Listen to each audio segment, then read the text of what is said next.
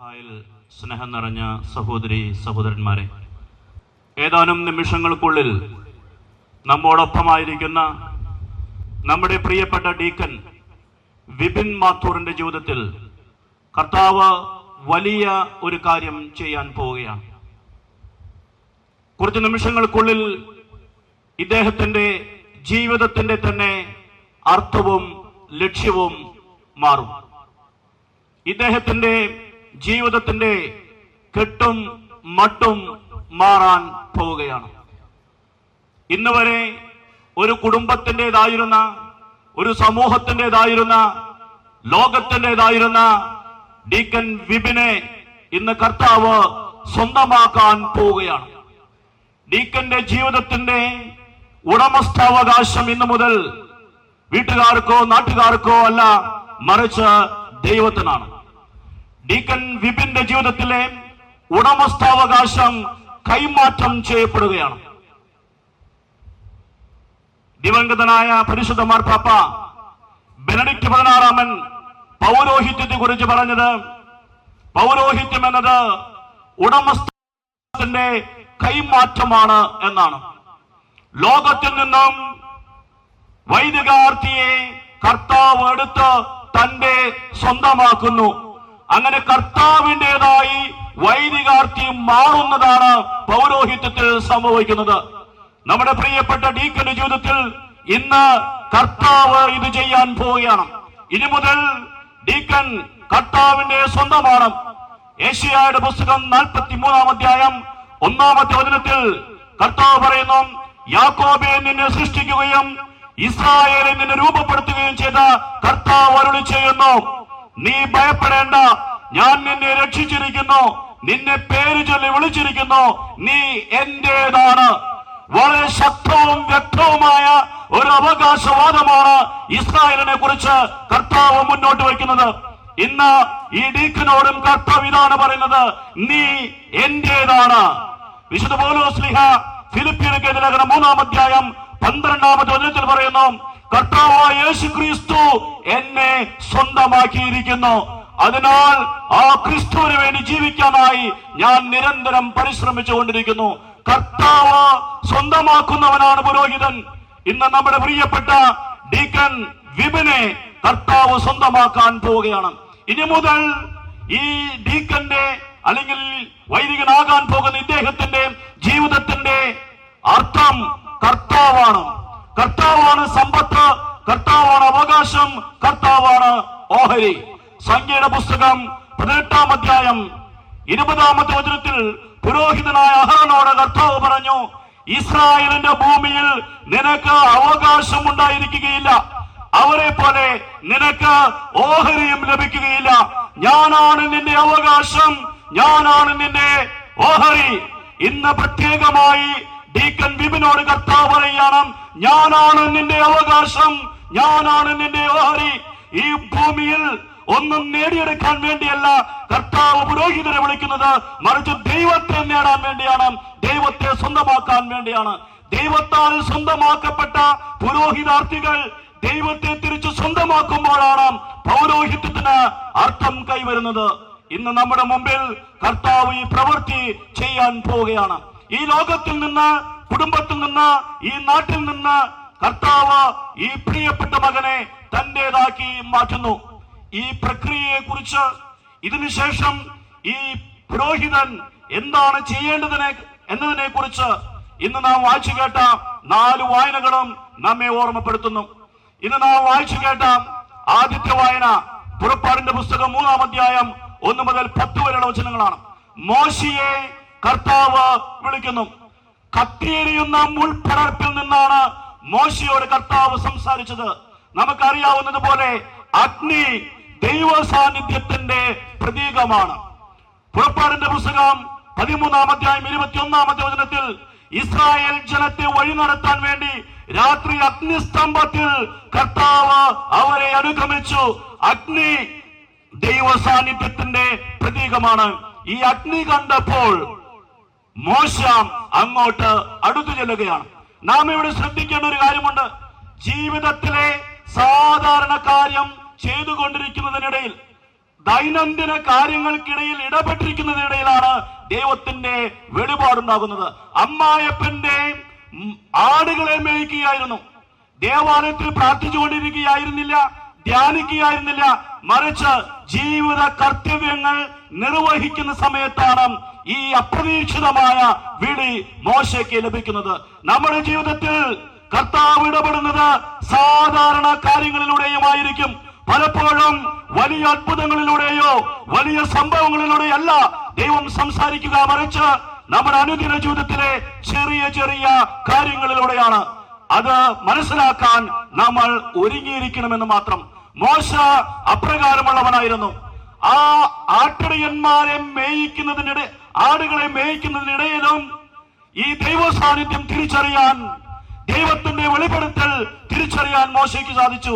മോശ അങ്ങോട്ട് അടുത്തു ചെന്നു. അത് തന്നെ മോശയുടെ ഉത്തരമാണ്. കർത്താവിന്റെ അടുത്തേക്ക് നടന്നു നീങ്ങുന്ന മോശ. ഉടനെ തന്നെ കർത്താവ് മോശയെ വിളിക്കുന്നു, മോശേ മോശേ. 2 പ്രാവശ്യമാണ് കർത്താവ് മോശയെ വിളിക്കുന്നത്. വിശുദ്ധ ഗ്രന്ഥം മുഴുവൻ പരിശോധിച്ചു നോക്കിയാൽ നമുക്ക് കാണാൻ സാധിക്കും, വളരെ നിർണായകമായ സന്ദർഭങ്ങളിൽ വളരെ പ്രധാനപ്പെട്ട വ്യക്തികളെ വിളിക്കുന്ന സമയത്ത് കർത്താവ് 2 പ്രാവശ്യമാണ് വിളിക്കുക. ഉൽപ്പത്തിയുടെ പുസ്തകം 22-ാം അധ്യായം 11-ാമത്തെ വചനത്തിൽ കർത്താവ് അബ്രഹാത്തിനെ 2 പ്രാവശ്യം വിളിക്കുന്നു, അബ്രഹാം അബ്രഹാം എന്ന് പറഞ്ഞുകൊണ്ട്. സാമുവേലിന്റെ 1-ാം പുസ്തകം 3-ാം അധ്യായം 10-ാമത്തെ വചനത്തിൽ സാമുവേൽ സാമുവേൽ എന്ന് 2 പ്രാവശ്യം സാമുവേലിനെ വിളിക്കുന്നു. ലൂക്കായുടെ സുവിശേഷം 22-ാം അധ്യായം 31-ാമത്തെ വചനത്തിൽ ശിമയോൻ ശിമയോൻ എന്ന് പറഞ്ഞ് പത്രോസിനെ 2 പ്രാവശ്യം വിളിക്കുന്നു. ലൂക്കായുടെ സുവിശേഷം 10-ാം അധ്യായം 41-ാമത്തെ വചനത്തിൽ മാർത്ത മാർത്ത എന്ന് പറഞ്ഞ് മാർത്തയെ 2 പ്രാവശ്യം വിളിക്കുന്നു. അപ്പോസ്തല പ്രവർത്തനങ്ങൾ 9-ാം അധ്യായം 4-ാമത്തെ വചനത്തിൽ സാവൂൾ എന്ന് പറഞ്ഞ് 2 പ്രാവശ്യം വിളിക്കുന്നു. ഇവിടെ മോശയെ വിളിക്കുന്നതും 2 പ്രാവശ്യമാണ്. അത് തന്നെ പ്രസക്തമാണ്, അത് തന്നെ വളരെ അർത്ഥപൂർണമാണ്. വലിയൊരു വിളിയാണ് അത് എന്ന് സൂചിപ്പിക്കുന്നു. വലിയ ഉത്തരവാദിത്വമാണ് കർത്താവ് ഏൽപ്പിക്കാൻ പോകുന്നത് എന്ന് സൂചിപ്പിക്കുന്നു. എന്താണ് കർത്താവ് മോശയെ ഏൽപ്പിച്ച ഉത്തരവാദിത്വം? മോശയോട് കർത്താവ് പറഞ്ഞു, എന്റെ ജനത്തിന്റെ ക്ലേശങ്ങൾ ഞാൻ കണ്ടു, അവരിൽ നിന്ന് ഉയർന്നു വരുന്ന രോദനം ഞാൻ കേട്ടു. അതിനാൽ നീ വരൂ, ഞാൻ നിന്നെ അയക്കാം. നീ എന്റെ ജനത്തെ വിമോചിപ്പിക്കണം. ജനത്തിന്റെ നിലവിളിക്ക് കർത്താവ് കൊടുത്ത മറുപടിയായിരുന്നു മോശയുടെ ദൈവവിളി. ഇന്ന് നമ്മുടെ പ്രിയപ്പെട്ട ഡീക്കൻ വിപിനെ എന്തുകൊണ്ടാണ് കർത്താവ് വിളിക്കുന്നത്? ജനത്തിന്റെ ക്ലേശങ്ങൾ കർത്താവ് കണ്ടിരിക്കുന്നു, ജനത്തിന്റെ മുറവിളി കർത്താവ് കേട്ടിരിക്കുന്നു. അതിനുള്ള ഉത്തരമാണ് ഈ പ്രിയപ്പെട്ട ഡീക്കന്റെ ദൈവവിളി. അന്ന് ജനത്തിന്റെ നിലവിളിക്ക് കാരണം, അവരുടെ ക്ലേശങ്ങൾക്ക് കാരണം അടിമത്തമായിരുന്നു. ഇന്നും പലതരത്തിലുള്ള അടിമത്തങ്ങളുണ്ട്. പാപത്തിന്റെ അടിമത്തം, ബന്ധനങ്ങളുടെ അടിമത്തം, മദ്യത്തിന്റെയും മയക്കുമരുന്നിന്റെയും അടിമത്തം, ദൈവമില്ല എന്ന് പറയുന്നവരുടെ ആശയങ്ങളുടെ അടിമത്തം, പലതരം പ്രത്യയശാസ്ത്രങ്ങൾക്ക് അടിമപ്പെട്ടു പോകുന്ന അടിമത്തം. ഇങ്ങനെ പലതരത്തിലുള്ള അടിമത്തങ്ങൾക്കും അടിമകളായി ദൈവജനം വേദനിക്കുന്നു. ദൈവജനത്തിന്റെ ക്ലേശങ്ങൾ കർത്താവ് കണ്ടിരിക്കുന്നു. അവരുടെ ദാരിദ്ര്യം, അവരുടെ രോഗങ്ങൾ, അവരുടെ മുറവിളി, ഇതെല്ലാം കർത്താവ് ശ്രദ്ധിച്ചിരിക്കുന്നു. അതുകൊണ്ടാണ് കർത്താവ് ഇന്ന് ഈ ഡീക്കനെ വിളിച്ചിരിക്കുന്നത്. ഇന്ന് നാം വായിച്ചു കേട്ട 2-ാമത്തെ വചനഭാഗം ജെറമിയായുടെ പുസ്തകം 1-ാം അധ്യായം 1 മുതൽ 10 വരെയുള്ള വചനങ്ങളാണ്. ജെറമിയ ഒരു പുരോഹിതന്റെ മകനായിരുന്നു. എന്നിട്ടും ഈ ജെറമിയായെ കർത്താവ് വീണ്ടും വിളിച്ച് പ്രവാചക ദൗത്യം ഏൽപ്പിക്കുകയാണ്. 2 കാര്യങ്ങളാണ് പ്രധാനമായും ഈ വചനഭാഗത്തു നിന്ന് നമ്മൾ ശ്രദ്ധിക്കേണ്ടത്. ഒന്നാമതായി, ജനിക്കുന്നതിന് മുമ്പെയാണ് കർത്താവ് ജെറമിയായുടെ ജീവിതത്തിൽ ഇടപെട്ടത്. ജെറമിയായുടെ പുസ്തകം 1-ാം അധ്യായം 5-ാമത്തെ വചനത്തിൽ കർത്താവ് പറയുന്നു, നിനക്ക് മാതാവിന്റെ ഉദരത്തിൽ രൂപം നൽകുന്നതിന് മുമ്പേ ഞാൻ നിന്നെ അറിഞ്ഞു, ജനിക്കുന്നതിന് മുമ്പേ ഞാൻ നിന്നെ വിശദീകരിച്ചു, ജനതകൾക്ക് പ്രവാചകനായി ഞാൻ നിന്നെ നിയോഗിച്ചു.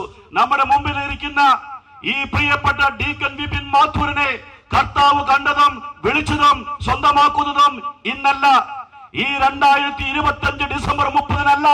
കർത്താവ് ഡീക്കൻ വിപിനെ ആദ്യമായി കാണുന്നതും വിളിക്കുന്നതും ഇവിടെ ഇരിക്കുന്ന മാതാപിതാക്കൾ ഡീക്കൻ വിപിനെ കാണുന്നതിന് മുമ്പേ കർത്താവ് കണ്ടിരുന്നു. ഈ അമ്മയുടെ ഉദരത്തിൽ ഡീക്കൻ ഉരുവായ കാര്യം ഈ അമ്മ അറിയുന്നതിന് മുമ്പേ കർത്താവ് അറിഞ്ഞിരുന്നു. ഈ മകനെ കുറിച്ച് മാതാപിതാക്കളും നാട്ടുകാരും സ്വപ്നം കാണാൻ തുടങ്ങുന്നതിന് മുമ്പ് കർത്താവ് ഒരു സ്വപ്നം കണ്ടിരുന്നു. ആ സ്വപ്നമാണ് ഇന്ന് നിറവേറുന്നത്. ജനിക്കുന്നതിന് മുമ്പേ വിശദീകരിച്ചവൻ, ഈ ഭൂമിയിൽ അവതരിക്കുന്നതിന് മുമ്പേ വിളിച്ച് വേർതിരിച്ചവൻ, അവനാണ് കർത്താവ്. അവനാണ് ഈ ഡീക്കന്റെ ജീവിതത്തിൽ ഇന്ന് ഇടപെടുന്നത്, ശക്തമായി ഇടപെട്ട് സ്വന്തമാക്കുന്നത്. ഈ വചനഭാഗത്തിന്റെ അവസാനം കർത്താവ് ജെറമ്യായോട് പറയുകയാണ്, ഇതാ നിന്റെ അധരത്തെ ഞാൻ സ്പർശിച്ചിരിക്കുന്നു, എന്റെ വചനം നിന്റെ നാവിൽ ഞാൻ നിക്ഷേപിച്ചിരിക്കുന്നു. ജെറമ്യാ പ്രവാചകൻ അന്നു മുതൽ സംസാരിക്കേണ്ടത് കർത്താവ് അധരത്തിൽ നിക്ഷേപിച്ച വചനമാണ്. ഒരു പുരോഹിതൻ സംസാരിക്കേണ്ടത് ആ പുരോഹിതന് തോന്നുന്ന കാര്യങ്ങളോ കഥകളോ സ്വന്തം അനുഭവങ്ങളോ അല്ല, മറിച്ച് കർത്താവ് അധരങ്ങളിൽ നിക്ഷേപിച്ച വചനമാണ്. ഇതിനായി കർത്താവിനെ കാണണം, കർത്താവിന്റെ വചനം കേൾക്കണം, കർത്താവിന്റെ വചനം ഹൃദയത്തിൽ സൂക്ഷിക്കണം. പ്രിയപ്പെട്ട ഡീക്കൻ വിപിൻ, ഇന്ന് കർത്താവ് നിന്റെ പുരോഹിതനായി അഭിഷേകം ചെയ്ത് അയക്കുന്നത് നിന്റെ കഥകൾ പറയുവാനോ, നിനക്ക് തോന്നിയ കാര്യങ്ങൾ പറയുവാനോ, നിന്റെ ആശയങ്ങൾ പറയുവാനോ അല്ല, മറിച്ച് കർത്താവായ ദൈവം നിന്റെ ആദരത്തിൽ നിക്ഷേപിക്കുന്ന ദൈവത്തിന്റെ വചനം, സത്യത്തിന്റെ വചനം ജനത്തിന് മുമ്പിൽ പ്രഘോഷിക്കാനാണ്. കർത്താവ് ആദരത്തിൽ വചനം നിക്ഷേപിക്കണമെങ്കിൽ കർത്താവിന്റെ സന്നിധിയിൽ ഇരിക്കണം, കർത്താവിന്റെ വചനം കേൾക്കണം, കർത്താവിന്റെ വചനം സ്വന്തമാക്കണം. ഇതാണ് ജനമധ്യത്തിൽ പ്രഘോഷിക്കേണ്ടത്. ഇന്ന് നാം വായിച്ചു കേട്ട മൂന്നാമത്തെ വായന വിശുദ്ധ പത്രോസിന്റെ 1-ാം ലേഖനം 5-ാം അധ്യായം 1 മുതൽ 4 വരെയുള്ള വചനങ്ങളാണ്. ഈ വചനഭാഗത്ത് വിശുദ്ധ പത്രോസ് പറയുകയാണ്, ദൈവം നിങ്ങളെ ബലമേൽപ്പിച്ചിരിക്കുന്ന ദൈവത്തിന്റെ അജഗണത്തെ പരിപാലിക്കുവൻ. അജഗണം ദൈവത്തിൻ്റെതാണ്. അജഗണത്തിന്റെ മേൽ ഉടമസ്ഥാവകാശം ദൈവത്തിന് മാത്രമാണ്. പല പുരോഹിതന്മാരും ധരിച്ചു വെച്ചിരിക്കുന്നത് ദൈവജനത്തിന്റെ മേൽ അവർക്ക് ഉടമസ്ഥാവകാശം ഉണ്ട് എന്നാണ്. ദൈവജനത്തിന്റെ മേൽ വൈദികർക്ക് ഉടമസ്ഥാവകാശമില്ല. വൈദികർക്കുള്ളത് ശുശ്രൂഷാവകാശം മാത്രമാണ്. ദൈവമാണ് ഉടമസ്ഥൻ, ദൈവമാണ് ഉടയവൻ. പ്രിയപ്പെട്ട ഡീക്കൻ, ഇന്ന് കർത്താവ് നിന്നെ ബലമേൽപ്പിക്കുന്നത് ദൈവത്തിന്റെ അജഗണത്തെയാണ്. അജഗണം ദൈവത്തിൻ്റെതാണ്, അവനാണ് ഉടമസ്ഥൻ. നമുക്കറിയാം, ആരാണോ വില കൊടുക്കുന്നത് അവനാണ് ഉടമസ്ഥൻ. ഈ ദൈവജനത്തിന് വേണ്ടി വില കൊടുത്തിട്ടുള്ളത് കർത്താവാണ്. വിശുദ്ധ പത്രോസ് എഴുതിയ 1-ാം ലേഖനം 1-ാം അധ്യായം 17-18 വചനങ്ങളിൽ പത്രോസ് പറയുന്നു, നിങ്ങൾക്ക് പൂർവികരിൽ നിന്ന് ലഭിച്ച വ്യർത്ഥമായ ജീവിത രീതിയിൽ നിന്ന് നിങ്ങളെ മോചിപ്പിക്കാൻ കർത്താവ് എന്താണ് വില കൊടുത്തതെന്ന് നിങ്ങൾക്കറിയാമല്ലോ. കളങ്കമോ കറയോ ഇല്ലാത്ത കുഞ്ഞാടിന്റേതുപോലെയുള്ള ക്രിസ്തുവിന്റെ അമൂല്യമായ രക്തം വിലയായി കൊടുത്താണ് കർത്താവ് നിങ്ങളെ സ്വന്തമാക്കിയത്. വെളിപാടിന്റെ പുസ്തകം 5-ാം അധ്യായം 9-ാമത്തെ വചനം പറയുന്നു, ക്രിസ്തുവിന്റെ അമൂല്യമായ രക്തം കൊണ്ട് ദൈവജനത്തെ വിലയ്ക്ക് വാങ്ങിയെന്ന്. ക്രിസ്തുവാണ് വിലയ്ക്ക് വാങ്ങിയത്, ക്രിസ്തുവാണ് വില കൊടുത്തത്. വില കൊടുത്തവനാണ് ഉടമസ്ഥൻ. വൈദികരല്ല ദൈവജനത്തിന് വേണ്ടി വില കൊടുത്തിട്ടുള്ളത്. ദൈവജനത്തിന്റെ വിലയായി തന്റെ ശരീര രക്തങ്ങൾ അർപ്പിച്ചത് ക്രിസ്തുവാണ്. അവനാണ് ഉടമസ്ഥൻ, അവനാണ് ഉടയവൻ. അതുകൊണ്ട് സേവന മനോഭാവത്തോടെ മാതൃക നൽകി ദൈവജനത്തെ നയിക്കണമെന്ന് വിശുദ്ധ പത്രോസ്ലീഹ പഠിപ്പിക്കുന്നു. വിശുദ്ധ പൗലോസ്ലീഹ അപ്പോസ്തല പ്രവർത്തനങ്ങൾ 20-ാം അധ്യായം 28-ാമത്തെ വചനത്തിൽ സഭയിലെ ശ്രേഷ്ഠന്മാരോട് പറയുന്നു, യേശുക്രിസ്തു സ്വന്തം രക്തത്താൽ നേടിയെടുത്ത സഭയെ നയിക്കാൻ പരിശുദ്ധാത്മാവിനാൽ നിയോഗിക്കപ്പെട്ട അജപാലകരാണ് നിങ്ങൾ. ദൈവജനം ദൈവത്തിൻ്റെതാണ്. ദൈവജനത്തെ നേടിയെടുത്തത് ക്രിസ്തുവാണ്. അതുകൊണ്ട് ശുശ്രൂഷ മനോഭാവത്തോടെ, സേവന മനോഭാവത്തോടെ മാതൃക നൽകി ദൈവജനത്തെ നയിക്കണമെന്ന് പത്രോസ് ഓർമ്മിപ്പിക്കുന്നു. അവസാനം പത്രോസ് പറയുന്നു, അതിനാൽ ദൈവജനത്തിന്റെ മേൽ ആധിപത്യം ചുമത്താതെ മാതൃക നൽകി അവരെ നയിക്കണം. നീ പഠിപ്പിക്കുന്ന കാര്യങ്ങൾ നീ നിന്റെ ജീവിതത്തിൽ ജീവിച്ചു കാണിക്കണം. നീ പ്രഘോഷിക്കുന്ന സുവിശേഷം ദൈവജനത്തിന്റെ മുമ്പിൽ ജീവിക്കണം. നീ പാലിക്കാത്തത് പഠിപ്പിച്ചാൽ ദൈവജനം വിശ്വസിക്കില്ല. അതുകൊണ്ട് പഠിപ്പിക്കുന്നത് പാലിക്കുവാനും മാതൃക നൽകുവാനും അവരുടെ മുമ്പിൽ നിന്റെ ജീവിതം ഒരു ഉത്തമ ക്രൈസ്തവ ജീവിതത്തിന്റെ മാതൃകയാക്കി മാറ്റുവാനും നീ വിളിക്കപ്പെട്ടിരിക്കുന്നുവെന്ന് ഈ വചനം ഓർമ്മിപ്പിക്കുന്നു. ഇന്ന് നാം വായിച്ചു കേട്ട സുവിശേഷ ഭാഗം യോഹന്നാന്റെ സുവിശേഷം 10-ാം അധ്യായം 1 മുതൽ 5 വരെയുള്ള വചനങ്ങളും 11 മുതൽ 18 വരെയുള്ള വചനങ്ങളുമാണ്. ഈ 2 ഭാഗങ്ങളിലായി രണ്ട് പ്രധാനപ്പെട്ട കാര്യങ്ങളാണ് ഈശോ പഠിപ്പിക്കുന്നത്. ഒന്നാമത്തെ ഭാഗത്ത് ഈശോ പറയുന്നത്, എന്റെ ആടുകൾക്ക് എന്റെ സ്വരം അറിയാം, അല്ലെങ്കിൽ ആടുകൾക്ക് നല്ല ഇടയന്റെ സ്വരം അറിയാം. ഇടയന്റെ സ്വരം അറിയാവുന്നത് കൊണ്ട് ആടുകൾ ഇടയനെ അനുഗമിക്കുന്നു. എന്നാൽ അപരിചിതരുടെ സ്വരത്തെ ആടുകൾ ഒരിക്കലും അനുഗമിക്കുകയില്ല. അപരിചിതരിൽ നിന്ന് ആടുകൾ ഓടിയകലും. കാരണം എന്താണ്? അവരുടെ സ്വരം ആടുകൾക്ക് പരിചയമില്ല. എന്തുകൊണ്ടാണ് ആടുകളുടെ സ്വരം, ഇടയന്റെ സ്വരം ആടുകൾക്ക് പരിചിതമാണ് എന്ന് ഈശോ പറയുന്നത്? പകല് മുഴുവൻ പുല്ല് കാണിച്ചു കൊടുക്കുന്നത് അവന്റെ സ്വരമാണ്. അവനൊരു സ്വരമുണ്ടാക്കിയാൽ അത് ആടുകൾക്ക് അടയാളമാണ്. പകല് മുഴുവൻ വെള്ളം കാണിച്ചു കൊടുക്കുന്നത് അവന്റെ സ്വരമാണ്. അപകടങ്ങൾ ഉണ്ടാകുമ്പോൾ, വന്യമൃഗങ്ങൾ വരുമ്പോൾ ഒരു പ്രത്യേക തരം സ്വരം പുറപ്പെടുവിച്ച് ആടുകൾക്ക് മുന്നറിയിപ്പ് കൊടുക്കുന്നത് ആട്ടിടയനാണ്. ഇനി ഏതെങ്കിലും ആടിന് പരിക്ക് പറ്റിയാൽ ആ ആടിനെ തോളിലെടുത്ത് പരിക്ക് പറ്റിയ ആടിനെയും കൊണ്ട് താരാട്ടുപാടി മറ്റാടുകളുടെ പിന്നാലെ നടക്കുന്നത് ഈ ആട്ടിടയനാണ്. അപ്പോൾ പുല്ല് കാണിച്ചു കൊടുക്കുന്ന സ്വരമാണ് അവന്റെ സ്വരം. വെള്ളം കാണിച്ചു കൊടുക്കുന്ന സ്വരമാണ് അവന്റെ സ്വരം.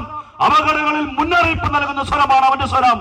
പരിക്കേൽക്കുമ്പോൾ താരാട്ട് പാടുന്ന സ്വരമാണ് അവന്റെ സ്വരം. അതുകൊണ്ടാണ് ആടുകൾക്ക് അവന്റെ സ്വരം സുപരിചിതമായി മാറുന്നത്. ആടുകളുടെ ജീവിതത്തിന്റെ ഭാഗമായി മാറിയ ഒരു സ്വരം. ഈ സ്വരത്തെ അവഗണിക്കാൻ ആടുകൾക്ക് സാധിക്കില്ല. ഏത് രാത്രിയിലും ഏത് പകലും വിളിച്ചാലും, ഏത് മഴയത്തും ഏത് വെയിലത്തും വിളിച്ചാലും ഈ ഇടയന്റെ സ്വരം കേട്ടാൽ ആടുകൾ ഇറങ്ങും. കാരണം ആടുകൾക്കറിയാം ഇത് അവയുടെ നന്മയ്ക്ക് വേണ്ടിയുള്ള സ്വരമാണെന്ന്. അവയുടെ ജീവിതത്തിന്റെ ഭാഗമായ ഒരു സ്വരം. ഇന്ന് കർത്താവ് പറയുകയാണ്, പുരോഹിത, നിന്റെ സ്വരവും ദൈവജനത്തിന് ഇതുപോലെ പരിചിതമായിരിക്കണം. നിന്റെ സ്വരം ദൈവജനത്തിന് സുപരിചിതമായിരിക്കണം. കേവലം ഞായറാഴ്ച പള്ളിയിൽ മാത്രം കേൾക്കുന്ന സ്വരമാണ് വൈദികന്റെ സ്വരമെങ്കിൽ ആ സ്വരം ദൈവജനത്തിന് സുപരിചിതമായ സ്വരമല്ല.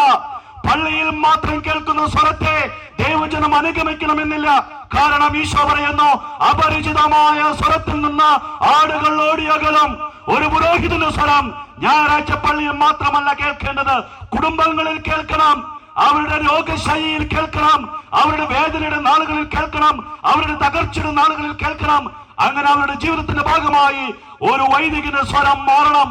അങ്ങനെയുള്ള സ്വരത്തെ മാത്രമാണ് ദൈവജനം അനുഗമിക്കുക. അപരിചിതമായ സ്വരത്തിൽ നിന്ന് ആടുകൾ ഓടി അകലുന്നത് പോലെ അപരിചിതമായ വൈദികന്റെ സ്വരത്തിൽ നിന്ന് ഇടവക ജനം ഓടിയകലുമെന്ന് ഈശോ മുന്നറിയിപ്പ് നൽകുന്നു. ഓരോ പുരോഹിതനും തന്റെ സ്വരത്തെ ദൈവജനത്തിന്റെ ജീവിതത്തിന്റെ ഭാഗമാക്കി മാറ്റണം. അവരുടെ കഷ്ടപ്പാടുകളിൽ, അവരുടെ രോഗശൈലിയിൽ, അവരുടെ വേദനകളിൽ, അവരുടെ തകർച്ചകളിൽ അവർക്ക് ആശ്രയം നൽകുന്ന, ആശ്വാസം നൽകുന്ന ഒരു സ്വരമായി ഈ സ്വരം മാറണം. ജനത്തിന് അവഗണിക്കാൻ സാധിക്കാത്ത, തള്ളിക്കളയാൻ സാധിക്കാത്ത ഒരു ധാർമ്മിക സ്വരമായി നിന്റെ സ്വരം മാറണമെന്ന് ഈശോ നിന്നെ ഇന്ന് ഓർമ്മിപ്പിക്കുന്നു. ഈ വചനഭാഗത്തിന്റെ രണ്ടാമത്തെ ഭാഗത്ത് ഈശോ പറയുന്നു, ഞാൻ നല്ല ഇടയനാണ്. യോഹന്നാന്റെ സുവിശേഷം 10-ാം അധ്യായം 11-ാമത്തെ വചനത്തിലും 10-ാം അധ്യായം 14-ാമത്തെ വചനത്തിലും ഈശോ പറയുന്നു, ഞാൻ നല്ല ഇടയനാണ്. നല്ല ഇടയന്റെ ചിത്രം നമുക്കെല്ലാവർക്കും പ്രിയപ്പെട്ടതാണ്, വൈദികർക്ക് കൂടുതൽ പ്രിയപ്പെട്ടതാണ്. നല്ല ഇടയന്റെ ചിത്രം പട്ടത്തിന്റെ ക്ഷണക്കത്തില് പലരും വെക്കാറുണ്ട്, മുറികളിൽ കാത്തു സൂക്ഷിക്കാറുണ്ട്, വീടുകളിൽ കാത്തു സൂക്ഷിക്കാറുണ്ട്. ആ ചിത്രത്തോട് നമുക്ക് വലിയൊരു അടുപ്പമുണ്ട്. ഈശോ നമ്മുടെ ഇടയനാണെന്ന് കരുതാനും ഈശോ ഇടയനായിരിക്കുന്നത് പോലെ ജനത്തെ നയിക്കണമെന്ന് കരുതാൻ വൈദികർക്കും എളുപ്പമാണ്. എന്നാൽ ഈ ഈശോയെ കുറിച്ച് സ്നാപക യോഹന്നാൻ പറയുന്നത് മറ്റൊന്നാണ്. സുവിശേഷം 1-ാം അധ്യായം 29-ാമത്തെ വചനത്തിലും 1-ാം അധ്യായം 36-ാമത്തെ വചനത്തിലും ജനമധ്യത്തിലേക്ക് കടന്നു വരുന്ന ഈശോയെ ചൂണ്ടിക്കാണിച്ചു കൊടുത്തുകൊണ്ട് സ്നാപക യോഹന്നാൻ പറയുകയാണ്, ഇതാ ദൈവത്തിന്റെ കുഞ്ഞാട്. ഒരു വശത്ത് ഈശോ പറയുന്നു, ഞാൻ ഇടയനാണ്, ഞാൻ ഇടയനാണ്. മറുവശത്ത് സ്നാപക യോഹന്നാൻ പറയുന്നു, ഇവൻ കുഞ്ഞാടാണ്, ഇവൻ കുഞ്ഞാടാണെന്ന്. ആരാണ് ഈശോ? അവൻ കുഞ്ഞാടാണോ ഇടയനാണോ? ഈശോ രണ്ടുമാണ്. ഈശോ കുഞ്ഞാടുമാണ്, ഇടയനുമാണ്. വാസ്തവത്തിൽ ഈശോയ്ക്ക് നല്ല ഇടയനാകാൻ സാധിച്ചത് നല്ല കുഞ്ഞാടാകാൻ മനസ്സുണ്ടായിരുന്നത് കൊണ്ടാണ്. എന്താണ് കുഞ്ഞാടാവുക എന്ന് പറഞ്ഞാൽ നാം മനസ്സിലാക്കേണ്ടത്, മറ്റുള്ളവർക്ക് വേണ്ടി മുറിവേൽപ്പിക്കപ്പെടുക, മറ്റുള്ളവർക്ക് വേണ്ടി ക്ഷതമേൽക്കുക, മറ്റുള്ളവരുടെ ജീവനെ സംരക്ഷിക്കാൻ സ്വന്തം ജീവൻ ഉപേക്ഷിക്കേണ്ടി വന്നാൽ ഉപേക്ഷിക്കുക, മറ്റുള്ളവർക്ക് വേണ്ടി ബലിയർപ്പിക്കപ്പെടുക. ഇങ്ങനെ ബലിയർപ്പിക്കപ്പെടുവാനും മുറിവേൽക്കുവാനും ഈശോ തയ്യാറായിരുന്നു. അങ്ങനെ നല്ല കുഞ്ഞാടാകാൻ സാധിച്ചത് കൊണ്ടാണ് ഈശോയ്ക്ക് നല്ല ഇടയനാകാൻ സാധിച്ചത്. അതുകൊണ്ടാണ് ഇന്ന് നാം വായിക്കേണ്ട വചനഭാഗത്ത് ഞാൻ നല്ല ഇടയനാണ് എന്ന് പറഞ്ഞ് ഉടനെ തന്നെ ഈശോ പറഞ്ഞത് ആടുകൾക്ക് വേണ്ടി ജീവൻ അർപ്പിക്കാൻ ഞാൻ സന്നദ്ധനാണെന്ന്. പല വൈദികർക്കും നല്ല ഇടയന്മാരാകാൻ സാധിക്കാത്തതിന്റെ കാരണം അവർക്ക് കുഞ്ഞാടാകാൻ മനസ്സില്ലാത്തതാണ്. വടിയം പിടിച്ച് ജനത്തെ നയിക്കുന്ന നായകന്റെ സ്ഥാനത്ത് മാത്രമല്ല, വടിയുടെ പിന്നിൽ നിൽക്കുവാനും ഈ ആടുകൾക്ക് വേണ്ടി ജീവൻ അർപ്പിക്കുവാനും ബലിവേദിയിൽ അർപ്പിക്കപ്പെടുവാനും സാധിക്കുന്ന ഒരു കുഞ്ഞാടായി മാറാൻ സാധിച്ചാൽ മാത്രമേ ഒരു മെത്രാനും ഒരു വൈദികനും നല്ല ഇടയനാകാൻ സാധിക്കുകയുള്ളൂ. ഇന്ന് പ്രിയപ്പെട്ട ഡീക്കൻ വിപിനെ കർത്താവ് പൗരോഹിത്യം നൽകി അനുഗ്രഹിക്കുമ്പോൾ പ്രിയപ്പെട്ട ഡീക്കൻ കുഞ്ഞാടാകാനും ഇടയനാകാനും വിളിക്കപ്പെടുകയാണ്. നിന്റെ ജീവിതത്തിന്റെ ചില നിമിഷങ്ങളിൽ കുഞ്ഞാടാകേണ്ടി വരും.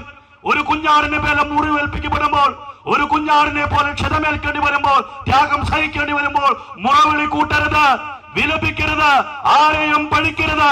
നിന്റെ ഇടയ ധർമ്മത്തിന്റെ ഭാഗം തന്നെയാണത്. നിന്റെ ഇടയ ജീവിതത്തിന്റെ മറുവശമാണത്. ചില ദിവസങ്ങളിൽ നീ കുഞ്ഞാടിന്റെ സ്ഥാനത്ത് നിൽക്കേണ്ടി വരും, ചില ദിവസങ്ങളിൽ നീ ഇടയന്റെ സ്ഥാനത്ത് നിൽക്കേണ്ടി വരും. ഇത് രണ്ടും കൂടിയതാണ് നിന്റെ പൗരോഹിത്യ ജീവിതം. ഈശോ നമ്മെ ഓർമ്മിപ്പിക്കുന്നു, ഞാൻ കുഞ്ഞാടും ഇടയനാണെന്ന് പറഞ്ഞ് ഈശോ നമ്മെ ഓർമ്മിപ്പിക്കുന്നു. വൈദികരും സന്യാസികളും കർത്താവിന്റെ സ്ഥാനത്ത് നിൽക്കുമ്പോൾ ഈ രണ്ട് അനുഭവങ്ങളുടെയും സമ്മിശ്രമായ ഒരു ജീവിതമാണ് നമുക്ക് ലഭിക്കാൻ പോകുന്നത്. കത്തോലിക്കാ സഭയുടെ ചരിത്രത്തിൽ ഇങ്ങനെ കുഞ്ഞാടും ഇടയനുമായിരുന്നു കൊണ്ട് ശക്തമായ രീതിയിൽ ഇടയശുശ്രൂഷ ചെയ്ത അനേകം രക്തസാക്ഷികളെയും അനേകം ഇടയന്മാരെയും നമുക്ക് കാണാൻ സാധിക്കും. ഒരു ഇടയനെ കുറിച്ച് നിങ്ങളോട് ഞാൻ പറയാൻ ആഗ്രഹിക്കുന്നു.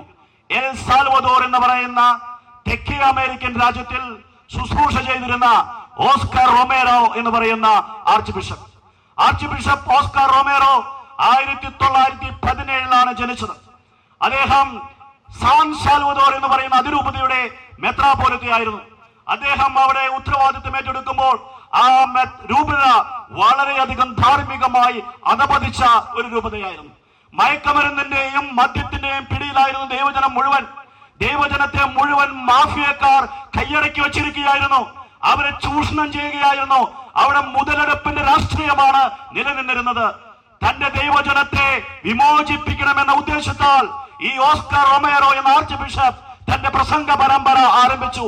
മദ്യത്തിനെതിരെ, മയക്കമരുന്നിനെതിരെ, ചൂഷണത്തിനെതിരെ അദ്ദേഹം സംസാരിക്കാൻ തുടങ്ങി. ദൈവജനം മാറാൻ തുടങ്ങി, ദൈവജനം ശക്തി പ്രാപിക്കാൻ തുടങ്ങി. കുറച്ചു നാളുകൾക്കുള്ളിൽ ആർച്ച് ബിഷപ്പ് ഓസ്കാർ റൊമേറോയ്ക്ക് ഭീഷണി കത്തുകൾ ലഭിക്കാൻ തുടങ്ങി. അദ്ദേഹത്തോട് അവർ പറഞ്ഞു, ഇനി ഇങ്ങനെ പ്രസംഗിച്ചാൽ, ഇനി ഇങ്ങനെ ദൈവജനത്തെ നയിച്ചാൽ നിങ്ങളെ ഞങ്ങൾ കൊന്നുകളയും. പക്ഷെ അദ്ദേഹം പിന്മാറിയില്ല. അദ്ദേഹത്തിന്റെ ശുശ്രൂഷ ആരംഭിച്ചു. അദ്ദേഹത്തിന് അറിയാമായിരുന്നു അദ്ദേഹത്തിന്റെ ജീവിതത്തിൽ ദുരന്തം വരാൻ പോകുമെന്ന്. ഇങ്ങനെ ദൈവജനത്തെ നയിച്ചാൽ താൻ വധിക്കപ്പെടുമെന്ന് അദ്ദേഹത്തിന് അറിയാമായിരുന്നു. എന്നാൽ നല്ല ഇടയനാകണമെങ്കിൽ നല്ല കുഞ്ഞാടുമാകണമെന്ന് ഉറച്ച ബോധ്യത്തോടെ ഒരു കുഞ്ഞാടിന്റെ ജീവിതശൈലി അദ്ദേഹം പൂർത്തിയാക്കി. 1980 മാർച്ച് 24 വിശുദ്ധ കുർബാന അർപ്പിച്ചുകൊണ്ടിരിക്കുമ്പോൾ തന്നെ അദ്ദേഹം അക്രമികളുടെ വെടിയേറ്റ ബലിപീഠത്തിൽ മരിച്ചു വീണു. അദ്ദേഹം യഥാർത്ഥത്തിൽ കുഞ്ഞാടായി. അദ്ദേഹം ഇടയനായത് കുഞ്ഞാടാകാനുള്ള മനസ്സുണ്ടായിരുന്നത് കൊണ്ടാണ്. കുറച്ചു വർഷങ്ങൾക്ക് മുമ്പ് ഫ്രാൻസിസ് മാർപ്പാപ്പ അദ്ദേഹത്തെ വിശുദ്ധനായി പ്രഖ്യാപിച്ചു. ഇന്ന് പരിശുദ്ധ കത്തോലിക്ക സഭയിലെ വണങ്ങപ്പെടുന്ന വിശുദ്ധരിൽ ഒരാളാണ് ഓസ്കാർ റൊമേറോ എന്ന ആർച്ച് ബിഷപ്പ്. അദ്ദേഹം വിശുദ്ധ പദവിയിലേക്ക് നീങ്ങിയത് തന്റെ ജനത്തെ നയിക്കാൻ വേണ്ടി കുഞ്ഞാടിന്റെ രൂപവും കൂടി ധരിച്ചതുകൊണ്ടാണ്. പ്രിയപ്പെട്ട ഡീക്കൻ വിപിൻ, ഇന്ന് ഭാരതത്തിൽ ഒരു ദിവസം 2 ക്രിസ്ത്യാനികൾ എന്ന നിലയ്ക്ക് പീഡിപ്പിക്കപ്പെടുന്നുണ്ട്. ഇന്ന് ക്രൈസ്തവ വിശ്വാസം പല സ്ഥലങ്ങളിലും വേട്ടയാടപ്പെടുന്നുണ്ട്. ദൈവജനത്തെ മറ്റുള്ളവർ വേദനിപ്പിക്കുന്നു, ക്രിസ്തീയ വിശ്വാസത്തെ അടിച്ചമർത്താൻ പരിശ്രമിക്കുന്നു. ഈ അവസരത്തിൽ ക്രിസ്തുവിന് വേണ്ടി ജീവിക്കുവാനും അവന്റെ സഭയുടെ വ്യക്തമായി ജീവിക്കുവാനും ക്രൈസ്തവ വിശ്വാസത്തെ മുറുകെ പിടിക്കാനും നിനക്ക് സമ്മതമാണോ? നീ ഒരുങ്ങിയിട്ടുണ്ടോ? അങ്ങനെയെങ്കിൽ കുഞ്ഞാടിന്റെയും ഇടയന്റെയും ധർമ്മം അനുഷ്ഠിക്കാൻ തയ്യാറുള്ള ഒരു പുരോഹിതനായി നീ മാറേണ്ടിയിരിക്കുന്നു. ഇന്ന് പ്രിയപ്പെട്ട വൈദികരെ, പ്രിയ ദൈവജനമേ, ഇന്ത്യയിൽ ക്രൈസ്തവ വിശ്വാസം ജീവിക്കണമെങ്കിൽ നാം ഒരുപക്ഷെ വലിയ വില കൊടുക്കേണ്ടി വരും. ഇക്കഴിഞ്ഞ ക്രിസ്മസ് നാളുകളിൽ നമ്മുടെ പ്രിയപ്പെട്ട സഹോദരങ്ങൾ എത്രയോ സ്ഥലത്താണ് പീഡിപ്പിക്കപ്പെട്ടത്, എത്രയോ സ്ഥലത്താണ് ക്രിസ്മസ് അലങ്കോലമാക്കപ്പെട്ടത്. എത്രയോ പള്ളികളിലാണ് മറ്റുള്ളവർ കയറി ഇറങ്ങിയത്. നമ്മുടെ വിശ്വാസം ചോദ്യം ചെയ്യപ്പെടുമ്പോൾ, നമ്മുടെ വിശ്വാസത്തിന് വില കൊടുക്കേണ്ടി വരുമ്പോൾ ഉറച്ചു നിൽക്കാൻ നമ്മൾ തയ്യാറാണോ? പ്രത്യേകിച്ച് പുരോഹിതന്മാർ ക്രിസ്തുവിന് വേണ്ടി സംസാരിക്കാൻ, ദൈവജനത്തിന് വേണ്ടി ജീവൻ പണയപ്പെടുത്തിയാലും സംസാരിക്കാൻ മനസ്സുള്ളവരായിരിക്കണം ദൈവജനത്തിന്റെ നായകന്മാർ എന്ന് ഈശോ നമ്മെ ഓർമ്മിപ്പിക്കുന്നു. നമ്മൾ ഇടയന്മാർ മാത്രമല്ല, നമ്മൾ കുഞ്ഞാടുകളും ഇടയന്മാരുമാണ്. കുഞ്ഞാടിന്റെ ധർമ്മം അനുഷ്ഠിക്കാൻ നമുക്ക് സാധിച്ചില്ല എങ്കിൽ നമുക്ക് ഇടയന്റെ ധർമ്മം അനുഷ്ഠിക്കാൻ സാധിക്കില്ല. പ്രിയ ദൈവജനമേ, ഈ പൗരോഹിത്യം നമ്മുടെ അനുഗ്രഹമാണ്. ഇന്ന് ഈ നാട്ടിൽ നിന്ന് നമ്മുടെ പ്രിയപ്പെട്ട ഡീക്കൻ വിപിൻ മാത്തൂരിനെ കർത്താവ് വിളിച്ച് വലിയൊരു ശുശ്രൂഷ ഏൽപ്പിക്കുകയാണ്. ഈ ശുശ്രൂഷ നമ്മുടെ മാതൃകയാണ്. നിങ്ങൾ പലപ്പോഴും കേട്ടിട്ടുണ്ടാകും, നമുക്ക് കർത്താവ് മതി, സഭ വേണ്ട, നമുക്ക് ദൈവം മതി, ദൈവത്തിന്റെ പുരോഹിതർ വേണ്ട എന്ന്. നമുക്ക് ക്രിസ്തുവിന് ഇഷ്ടമാണ്, പക്ഷെ പുരോഹിതരെ ഇഷ്ടമല്ല എന്നൊക്കെ പറയുന്നവരെ നിങ്ങൾ കണ്ടിട്ടുണ്ടാകും. ഒരുപക്ഷെ അവരുടെ മനോഹരമായ ആശയം കേട്ട് നിങ്ങളും വശീകരിക്കപ്പെട്ടിട്ടുണ്ടാകാം. പ്രിയപ്പെട്ട ദൈവജനമേ, ക്രിസ്തു വേണം, എന്നാൽ സഭ വേണ്ട എന്ന് എങ്ങനെ നമുക്ക് പറയാൻ സാധിക്കും? ക്രിസ്തുവിന്റെ ശരീരമാണ് സഭ. ക്രിസ്തു വേണമെങ്കിൽ സഭയും വേണം. സഭ വേണമെങ്കിൽ സഭയുടെ പുരോഹിതന്മാരും വേണം. ഈ സഭ ജീവിക്കുന്നതും ഈ സഭ നിലകൊള്ളുന്നതും ഈ സഭയിലെ ശുശ്രൂഷകരിലൂടെയാണ്, വിശുദ്ധ കുർബാനയിലൂടെയാണ് സഭ ഉണ്ടാകുന്നത്. ആ വിശുദ്ധ കുർബാന അർപ്പിക്കുന്നത് ഈ വൈദികരാണ്. അതുകൊണ്ട് ശുശ്രൂഷ പൗരോഹിത്യത്തെ തള്ളിപ്പറഞ്ഞോ, സഭയെ തള്ളിപ്പറഞ്ഞോ നമുക്ക് ക്രിസ്തുവിനെ സ്നേഹിക്കാനാവില്ല. ക്രിസ്തുവിനെ സ്നേഹിക്കുന്നവർ ക്രിസ്തുവിന് സഭയെ സ്നേഹിക്കണം. കാരണം ക്രിസ്തുവിന്റെ ശരീരമാണ് സഭ. സഭയെ സ്നേഹിക്കുന്നവർ വിശുദ്ധ കുർബാനയെ സ്നേഹിക്കണം. കാരണം വിശുദ്ധ കുർബാന കൊണ്ടാണ് സഭ ജീവിക്കുന്നത്. വിശുദ്ധ കുർബാനയെ സ്നേഹിക്കുന്നവർ ക്രിസ്തുവിന്റെ പുരോഹിതരെ സ്നേഹിക്കണം. കാരണം ക്രിസ്തുവിന്റെ പുരോഹിതരാണ് ഈ കുർബാന അർപ്പിക്കുന്നത്. അതുകൊണ്ട് പൗരോഹിത്യത്തെ നാം സ്നേഹിക്കണം. പൗരോഹിത്യം കർത്താവ് തിരഞ്ഞെടുത്ത രീതിയാണ്. ഇത് മനുഷ്യർ കണ്ടെത്തിയതല്ല. കർത്താവാണ് പൗരോഹിത്യം സ്ഥാപിച്ചത്. ഇത് മനുഷ്യകുലത്തിന്റെ രക്ഷയ്ക്ക് വേണ്ടിയുള്ള ശുശ്രൂഷയാണ്. ഇത് ദൈവജനത്തിന്റെ രക്ഷയ്ക്ക് വേണ്ടിയുള്ള ശുശ്രൂഷയാണ്. പലപ്പോഴും ദൈവജനം വിചാരിച്ചു വെച്ചിരിക്കുന്നത് ഈ വൈദികരുടെ ശുശ്രൂഷ ദൈവജനത്തിന് മാത്രമാണ് ആവശ്യമെന്നാണ്. അല്ല, വൈദികരുടെ ശുശ്രൂഷ എല്ലാവർക്കും ആവശ്യമാണ്. മാർപ്പാപ്പ മുതൽ സഭയുടെ ഈ നിമിഷത്തിൽ ജനിച്ച പിഞ്ചു കുഞ്ഞിന് വരെ ഈ വൈദികരുടെ ശുശ്രൂഷ ആവശ്യമാണ്. ശരീരം ഒന്നിനും ഉപകരിക്കുന്നില്ല. ശരീരത്തിൽ ജനിക്കുന്ന ശരീരവും ആത്മാവിൽ നിന്ന് ജനിക്കുന്നത് ആത്മാവുമാണ് എന്ന് വചനം പറഞ്ഞിട്ടുണ്ടെങ്കിൽ ആത്മാവിൽ നമ്മൾ ജനിക്കുന്നത് വൈദികന്റെ കരങ്ങളിലൂടെയാണ്, വിശുദ്ധ മാമോദീസായിലൂടെയാണ്. ഈ നിമിഷം ജനിച്ച കുഞ്ഞം രക്ഷിക്കപ്പെടണമെങ്കിൽ, ആത്മീയമായി ജനിക്കണമെങ്കിൽ ഒരു വൈദികന്റെ ശുശ്രൂഷ ആവശ്യമാണ്. മാർപ്പാപ്പ മുതൽ എന്ന് ഞാൻ പറയാൻ കാരണം, മാർപ്പാപ്പയ്ക്ക് പോലും സ്വന്തം പാപങ്ങൾ ക്ഷമിക്കാൻ അധികാരമില്ല. മാർപ്പാപ്പയുടെ പാപങ്ങൾ ക്ഷമിക്കപ്പെടണമെങ്കിൽ മാർപ്പാപ്പ ഒരു വൈദികന്റെ മുമ്പിൽ സ്വന്തം പാപങ്ങൾ ഏറ്റു പറയേണ്ടിയിരിക്കുന്നു. അപ്പോൾ മാർപ്പാപ്പയ്ക്കും വൈദികന്റെ ശുശ്രൂഷ ആവശ്യമാണ്. ഇന്ന് എന്റെ കൈവെപ്പിലൂടെ ഈ ഡീക്കനെ വൈദികനാക്കി ഉയർത്തുവാൻ കർത്താവ് എനിക്ക് കൃപ നൽകിയിട്ടുണ്ട്. എന്നാൽ എന്റെ പാപങ്ങൾ ക്ഷമിക്കാൻ എനിക്ക് അവകാശമില്ല, എനിക്ക് അധികാരമില്ല. എന്റെ പാപങ്ങൾ ക്ഷമിക്കപ്പെടണമെങ്കിൽ ഒരു വൈദികന്റെ മുമ്പിൽ ഞാൻ എന്റെ പാപം ഏറ്റുപറയണം. അങ്ങനെയെങ്കിൽ വൈദിക ശുശ്രൂഷ എനിക്കും ആവശ്യമാണ്. മാർപ്പാപ്പ മുതൽ ഈ സഭയിലെ എല്ലാവർക്കും ആവശ്യമുള്ള കൂദാശയാണ് വൈദികന്റെ ശുശ്രൂഷ.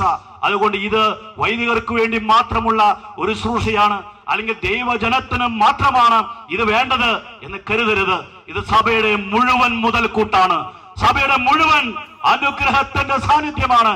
പ്രിയപ്പെട്ടവരെ, വിശുദ്ധ ഗ്രന്ഥം പരിശോധിച്ചാൽ നിങ്ങൾക്ക് മനസ്സിലാക്കാൻ സാധിക്കും, ഒരിടത്തും കർത്താവ് നേരിട്ട് ജനത്തോട് സംസാരിച്ച് അവരുടെ പ്രശ്നങ്ങൾ പരിഹരിക്കുകയോ അവരുടെ പാപങ്ങൾ ക്ഷമിക്കുകയോ ചെയ്തിട്ടില്ല.